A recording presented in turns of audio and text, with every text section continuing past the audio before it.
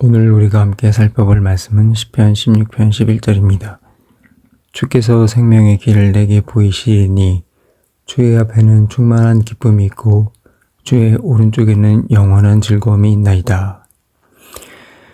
오늘 우리는 우리 삶의 목적은 무엇인가 라는 제목으로 함께 말씀을 나누도록 하겠습니다. 요즘 이 세상을 이끌어가는 철학사상은 너희들이 원하는 것을 너희 인생의 목적으로 정하고 그것을 이루도록 최선을 다하라 라고 말하는 것입니다. 우리는 이러한 말을 들으면 그것이 진리처럼 들리고 그러한 삶을 살고 싶다라는 생각도 들고 또 그러한 다짐을 하는 경우도 있습니다. 그렇지만 여러분들, 그것이 정말로 인간들에게 진리이며 정답일까요? 저는 최근에 가장 요즘에 성공한 인물로 불리는 일론 머스크에 대한 이야기를 여러분들과 한번 나눠보고 싶습니다. 그는 아마도 현대 철학이 말하는 가장 이상적인 삶을 너무나도 잘 구현한 사람 중에 대표적인 사람이 아닐까 싶습니다. 왜냐하면 그는 자신이 목표로 정하고 그 목표로 정한 것을 스스로 그것을 이루어내고 또한 계속해서 끊임없이 도전하는 인물이기 때문입니다. 그래서 그런지 많은 사람들은 그런 일론 머스크를 닮고 싶어하고 존경하죠. 그런데 얼마 전에 제가 그런 일론 머스크의 인생을 요약해주는 영상을 하나 보게 되었는데 역시 그는 누구보다도 많은 것을 성취했더라고요. 그런데 그 많은 것들 성취했던 그가 당연히 누구보다 많은 것을 성취했으니 행복했을 것이라고 예상을 했지만 실상은 조금 달랐습니다. 그는 어떤 프로젝트가 성공에 가까워질 때마다 혹은 성공할 때마다 만족감을 느끼는 것이 아니라 오히려 또 다른 목표를 찾아서 끊임없이 갈증을 느끼고 있었다라는 것입니다. 그리고 영상의 마지막에는 그가 아마도 죽을 때까지 완전히 만족하는 경험을 하지 못할 것이다라는 것을 이야기해주고 결론이 맺어졌습니다. 이러한 그의 삶은 우리가 흔히 믿고 있는 현대 최신 철학의 가정들, 그러니까 인간이 스스로 목적을 정하고 그것을 이루면 모든 것이 행복해질 것이다라는 그 가정들이 정말로 답이 아니라는 것을 보여주는 대표적인 사례가 되는 것입니다. 이것과 같이 인간은 자신이 원하는 목표를 이루며 산다고 해서 반드시 행복해지는 존재가 아닙니다. 그렇다면 왜 그런 것일까요? 사실 이유는 아주 간단합니다. 인간은 자신이 원하는 것을 이루는 것, 스스로 이루는 것을 목적으로 해서 만들어진 존재가 아니기 때문이에요. 그렇다면 우리는 무엇을 위해서 존재할까요? 아니, 애초에 우리에게 존재의 목적이 있다고도 믿습니까? 네, 우리는 존재의 목적이 있습니다. 세상의 모든 것은 저마다의 목적이 있기 때문이에요. 시계는 시간을 알리기 위해서 만들어졌고 자동차는 이동을 위해서 만들어졌습니다. 그렇기 때문에 인간이 존재한다는 것은 분명한 목적이 있는 것입니다. 그리고 여기에 대한 대답을 성경은 우리에게 아주 명확하게 답을 주고 있습니다. 인간은 바로 하나님을 영화롭게 하기 위해서 창조되었다고 말을 해주고 있습니다. 여러분, 이것이 인간이 존재하는 이유입니다. 안타깝게도 하지만 이러한 정답을 세상 사람들은 잘 알지 못합니다. 그래서 세상 사람들이 제시하는 정답을 따라서 자신이 원하는 것을 목표로 삼고 그것을 이루며 살아가려고 하는 겁니다. 그러나 그의 끝은 어떻습니까? 허무함과 공허함 그리고 기다림뿐입니다. 그렇다면 기독교인, 그리스도인들은 어떨까요? 안타깝게도 구원을 받았다고 생각하는 우리들도 사실은 이 세상이 제시하는 이런 정답을 따라가는 사람들이 너무나 많습니다. 우리가 지어진 존재의 목적은 하나님을 영화롭게 하는 것이 삶의 목적이라고 알고 있는 사람들조차도 그렇게 많지 않은 것 같습니다.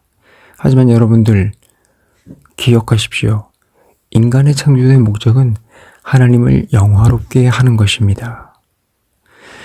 모든 것은 제 용도에 맞게 사용될 때 가장 가치 있고 가장 잘 기능하며 가장 큰 기쁨을 누릴 수 있는 것입니다. 인간도 마찬가지예요. 우리는 하나님께 영광을 돌릴 때 가장 충만한 기쁨을 경험할 수 있는 존재로 창조된 것입니다. 초대교회를 한번 생각을 해볼까요? 우리는 종종 우리의 삶의 경험을 이 바탕으로 해서 성경을 읽고 해석하는 경향이 좀 있어요. 그래서 성경 속 초대교회 성도들의 믿음을 바라보면서 우리는 우리의 생각을 투영하면서 그들은 뭐 원래 그렇게 살았겠지 정도로 생각을 하면서 별로 감흥 없이 성경을 넘길 때가 많습니다. 하지만 만약에 우리가 1세기 기독교인들이었다면 어땠을까요? 만약 우리가 당시 1세기에 예수님을 믿었다면 단순히 나는 예수님을 믿습니다 라는 그 고백하는 그 한마디만으로 여러분들의 모든 재산을 다 빼앗기고 사람들에게 배척을 당했으며 심지어 목숨까지도 위협받을 수 있는 상황이 도래했을 것입니다. 그게 1세기 초대교회인들에겐 현실이었죠. 초대교회 성도들은 그 모든 핍박에서도 하나님을 영화롭게 하는 삶을 선택했습니다. 그들은 예수를 믿는다는 이유로 심지어는 콜로세움 맹수들에게 몸이 찢기는 형벌을 받았지만 그 순간에 그들이 한 것은 예수님을 찬양하고 하나님께 영광을 돌린 것이었습니다. 여러분들 이것이 받아들여집니까? 이해가 됩니까? 죽음을 앞두고 있는데도 그들은 기쁨을 잃지 않았습니다. 왜 그랬을까요? 그들은 그들의 목적을 정확히 알고 있었기 때문입니다. 하나님을 영화롭게 하는 것이 우리 삶의 목적이요. 그것이 가장 큰 기쁨이라는 것을 알았기 때문입니다. 우리도 이렇게 살 수 있을까요? 만약 우리가 진정으로 하나님께 영광을 돌리는 삶을 살아간다면 우리도 이러한 기쁨, 이러한 목적에 맞는 가장 잘 사는 것을 알 수 있게 될 것입니다. 그러면 여러분들의 환경이 아무리 힘들고 흔들리고 상황이 어렵게 된다고 할지라도 여러분들에겐 불평이 생기는 것이 아니라 오직 하나님께서 영광 받으시는 것만 생각을 할 것이며 그것이 여러분들의 기쁨이 될 것입니다. 이렇게 사는 삶, 이것이 바로 인간을 창조하신 목적에 따라 살아가는 삶입니다. 여러분들 이 성경의 말씀이 믿어진다면 여러분들은 이러한 삶을 살아야 합니다. 자, 이제 저는 여러분들에게 그렇다면 어떻게 하면 하나님께 영광을 돌리는 삶을 살 수 있는 것인가? 그 방법도 함께 나누고자 합니다. 하지만 저는 그 전에 여러분들에게 이러한 질문을 던지고 싶어요. 여러분은 하나님께 영광을 돌리는 삶, 이것이 무엇이라고 생각을 합니까? 한번 스스로 깊이 조금 생각을 해보셨으면 좋겠습니다. 아마도 지금까지 신앙생활을 해오면서 나는 어떻게 하면 하나님께 영광을 돌리는가 하고 이런 진지한 질문을 생각해 본 적도 없는 분들이 사실상 많을 겁니다.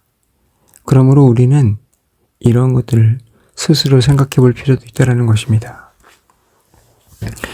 우리가 이것을 진지하게 고민해야 되는 이유는 여러분들의 삶의 목적이 그것이기 때문입니다. 존재의 이유가 그것이기 때문이라고요. 자, 이제 저는 여러분들에게 성경이 말씀드리는 답을 드리겠습니다. 하나님께 영광을 돌리는 삶이란, 잘 들으세요. 내 삶의 주인이 하나님이심을 인정하고 그분께 순종하며 내 삶을 통해 세상에 하나님을 드러내는 것입니다. 한 번 더 말씀드리겠습니다. 내 삶의 주인이 하나님임을 인정하고 그분께 순종하며 내 삶을 통해 세상에 하나님을 드러내는 것입니다. 이것이 바로 하나님을 영화롭게 하는 삶입니다. 자, 그렇다면 여러분들은 이 삶을 어떻게 살 수 있을까요? 먼저는 이것을 하기 위해서 하나님과 관계 맺는 삶을 여러분들은 사셔야 합니다. 하나님의 말씀을 통해서 그분의 음성을 듣고 기도를 통해서 하나님과 대화를 하며 날마다 하나님과 동행하는 삶을 살겠다라고 마음을 먹고 하나님과 동행하는 삶을 살아야 됩니다. 다음으로 하나님께서 주시는 그 말씀에 순종할 수 있어야 됩니다. 하나님의 성경을 통해 우리에게 길을 보여주시는 것, 기도를 통해서 우리에게 말씀해 주시는 것, 이 모든 것들이 들려질 때, 우리에게 은혜로 깨달아질 때 순종해야 하는 것입니다. 순종하지 않으면 아무것도 아닙니다.